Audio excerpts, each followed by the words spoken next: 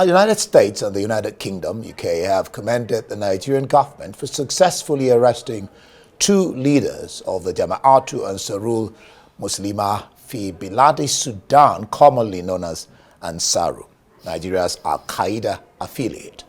Mahmoud Mohammad Usman, the self-styled emir of Ansaru, and Mahmoud al-Nigeri,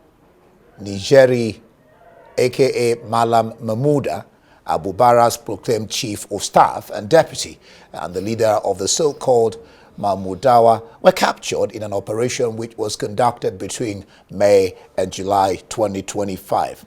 And the National Security Advisor, Malam Nuhu Ribadu, said the two terrorists on the wanted list of Nigeria, the US, the UK, and UN have been responsible for masterminding many terrorist attacks against Nigeria over the years. Well, Nigeria has been able to dismantle the terror groups, Ansaru and Mahmouda, with the capture of their leaders, two of them. Joining me to discuss recent gains made by security agencies in the fight against insurgency following the arrest of the two Ansaru leaders, Nigeria's missed opportunity in overlooking the outcomes of the key recommendations of the Operation Service-Wide OSW is Major General Danjuma Ali Keffi, retired. Thank you for being on Arise Prime Time. Thank you for having me. Good. Well, the FG has in their net, like you just had me read there, two internationally wanted terrorists. A reason to beat their chest and say, yeah, we're on course against terrorism, insurgency, and insecurity in general. What's your reading into the capture of these two leading terrorist leaders? Thank you very much. Once again, it is a highly commendable effort. I think it's significant, a significant breakthrough. And it should deal a blow to the terrorist organization, that's Ansaru and Mahmouda. And one should really commend the National Security Advisor, first and foremost. And I believe also the other security agencies, particularly the Department of State Services, DSS, I believe they were key to it as well. Perhaps the Nigerian Financial Intelligence Unit, to also NFIU played a role in it, and others I do not know. I'm not privy to any of this. But it's a commendable effort. And again, you know, in terrorism, insurgency, and the rest, I mean, if you are able to address the financial aspect of it, it deals a blow, significant blow. And because if you take out the financing, the logistics, it's like taking out oxygen from somebody or from a thing. And also taking out the leadership, decapitating the leadership, it renders the organization or a terrorist group kind of ineffective. I mean, this was what we did, the Operation Service-Wide, which you mentioned in your opening introductory statement there, back in starting from 2020, 2021, when we arrested the leadership of Boko Haram, the real leader, as I said previously, not Shekau. Shekau was the leader, but he was the main chap. He was just the spokesperson. And 5 other key guys. And as a matter of fact, that intelligence was given to us by the United Arab Emirates. I'll come to that later, perhaps. Yeah, we'll come to that later because when we picked those guys from March 2021, you know, that was what led to that disintegration of Boko Haram. You may have noticed, or Nigerians who were aware at that time, Boko Haram ran into a lot of difficulties. There was massive surrendering.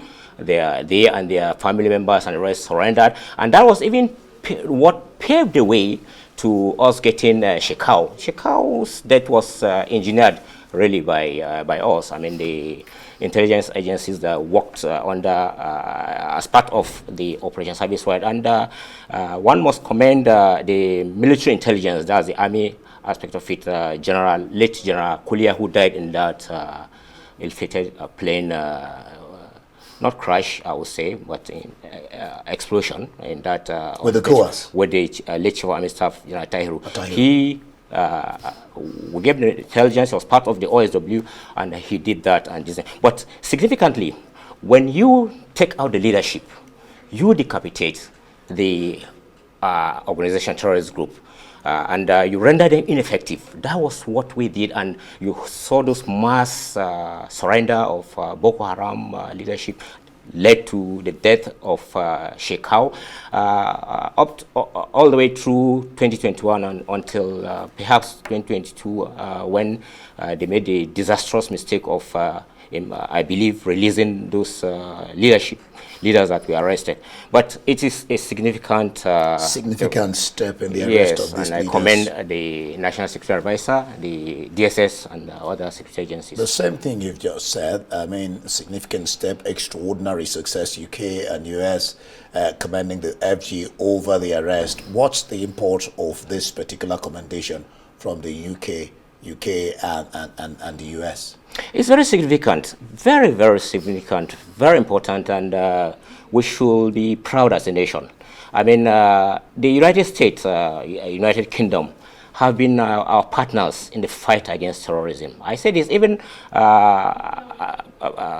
when in service, when I was in the military as director of training, we had significant support from the British military, from the United States military. They supported it in many ways, and also in the counterinsurgency in terms of intelligence sharing and the rest. They've been they supported us a lot, shared intelligence. Like I earlier said, even the arrest of those leadership that the Operation Service-Wide OSW achieved, it was with significant contribution from the United Arab Emirates. They shared those intelligence, like the leader of that Boko Haram. I mean, the sum of about 431 million US dollars, right, was sent to him or wired to him for Boko Haram from the UAE and other Arab districts, which was used. This intelligence was shared to us by the United Arab Emirates, and the OSW, like I said, we had the DSS, we had the NFIU, we had the military intelligence, we had DIA, NIA. All right, let me get into, because you're already branching into it. So let me get into terror financing, and then I'll come to the OSW you talked about. Yeah. For you, successive administrations have paid lip service to unmasking prominent Nigerians allegedly financing terror and oil theft. Why do you hold this view? Allegedly so. And do you know, I mean, one would ask whether you know them. If true, what do you think is responsible for the past administration's attitude, regarding this so-called financiers of terror? Okay, thank you very much again for this brilliant question. Now, let me, relate to my experience, right, as the commander of the Operation Service-Wide, which was an intelligence-driven outfit. Now, like I said, we picked the main leaders and other facilitators, financiers, sponsors, and then we commenced investigation. By picked, you mean you arrested? Arrested, captured, arrest. Now we picked them. That is, it was a collaborative effort.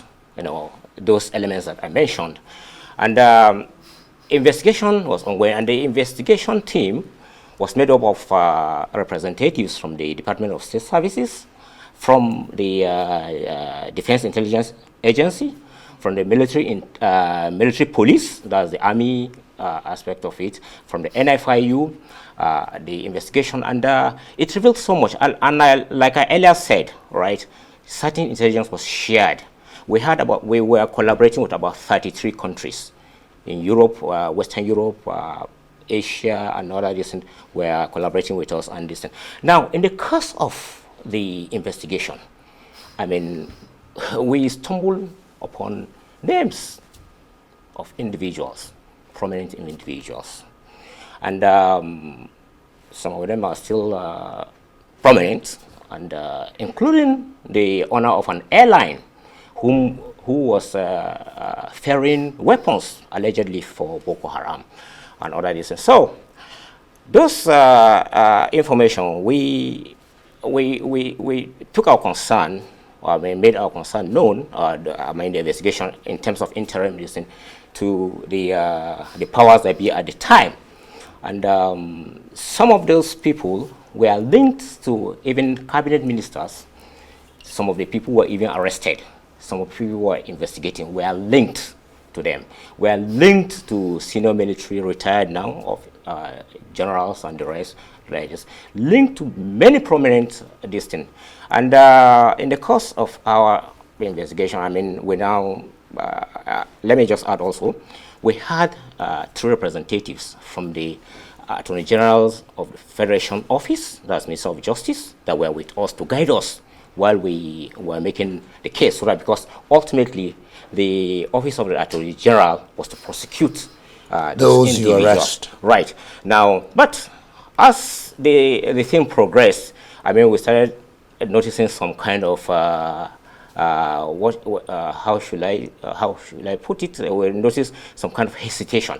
I mean, things started coming up like, okay, some of these people, I mean, it would be difficult to pin terrorism financing on them, perhaps money laundering. I mean, look, then you started getting some calls that some people, you know, prominently that you should release, so person is not this and that, something. This.